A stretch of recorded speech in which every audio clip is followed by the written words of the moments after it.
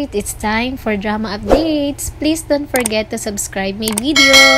Dahil nga sa sobrang pagprotekta ni Aurora kay Paco, ayaw nitong ipakita kila Sam at sa buong pamilya na buhay si Paco. Natatakot na ito na muli pang mawala sa kanya ang kaisa-isa niyang anak na si Paco. Siya ang nag-iisip ng mga plano, pinapaikot niya ang mga tao sa kanyang mga kamay.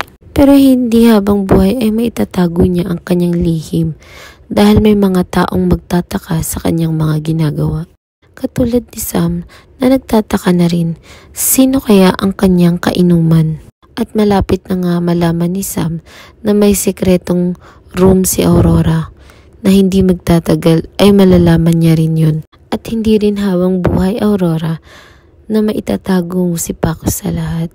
At kung iisipin natin, si Aurora ang nagpaplano at siya rin ang pwedeng pumatay kila Basil, Beverly at Peter. Dahil gumaganti ito sa nangyari sa kanyang anak, naniniwala siya na ang mga taong nakapaligid sa kanya ang pwedeng pumatay kay Paco. Kaya pinaghihigantihan niya ang nangyari kay Paco.